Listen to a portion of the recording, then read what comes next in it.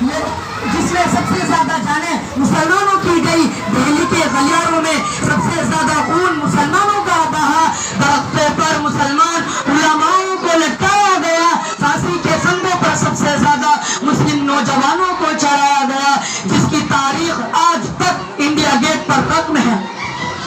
ہم نے بھائی چارے کو قائم رکھنے کی ناکام کوشش میں اپنے شہداء کو بھلا دیا، جبکہ دوسرے مذاہب کے لوگوں نے اپنے شہداء کو یاد رکھا، اسی لیے آج انہی کو یاد کیا جاتا ہے، انہی کو شہیدوں کا درجہ دیا جاتا ہے اور ہم سے حب الوطنی کا سرٹیفکیٹ مانگا جاتا ہے۔ یہی غلطی ہمارے بزرگوں سے ہوئی، جنہوں نے اپنے خون سے اس ملک کو آزاد کرا کر دوسروں کے ہاتھوں میں چھوڑ دیا تھا، جس کی سزا آج ان کی نسلیں بھگت رہی ہے اور ان کی اولادوں کو ملک کے لیے خطرہ تصور کیا جا رہا ہے، ان سے وفاداری کا ثبوت مانگا جا رہا ہے، ہمارے مجاہدین کی قربانیوں کو تاریخ کے اوراق سے مٹایا جا رہا ہے، انگریزوں کا ساتھ دینے والے ہماری حب الوطنی پر شک کر رہے ہیں۔ ہمارے آبا نے اپنی جانیں اس لیے دی تھی تاکہ ان کی آنے والی نسلیں آزادی کے ساتھ اپنی زندگی بسر کر سکے، لیکن ہوا کیا فنا ملا؟ کچھ ظالم بادشاہ اور کچھ منافق قائدین۔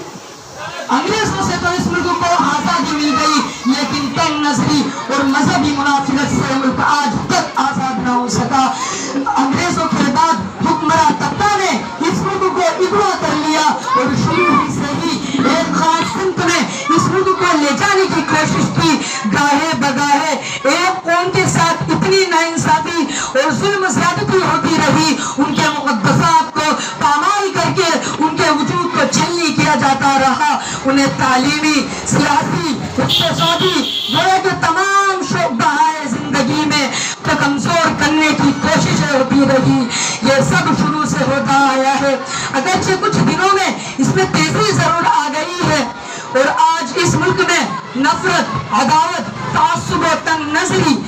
ظلم و تشدد، انتہائی پسندی اور قتل و غارت گری اپنے عروج پر ہے۔ ملک میں مسلمانوں کو دشمن کی نظر سے دیکھا جا رہا ہے، اسلامی شعائر پر پابندی لگائی جا رہی ہے، مسجدوں کو مسمار کیا جا رہا ہے۔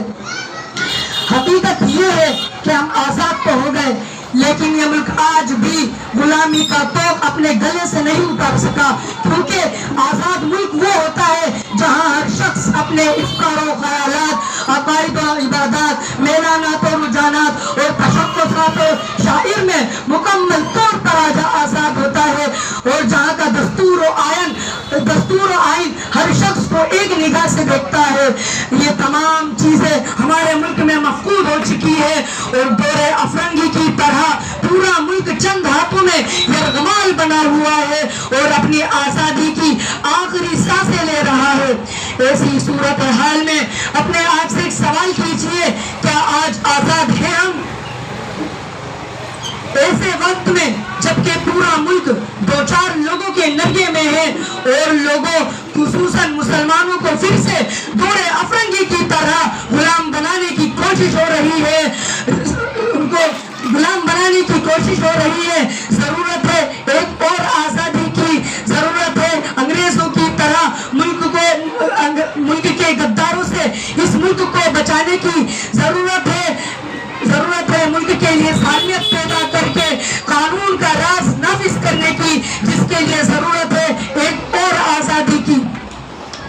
اے وطن، ہم تیری تاریخ لکھیں گے پھر سے،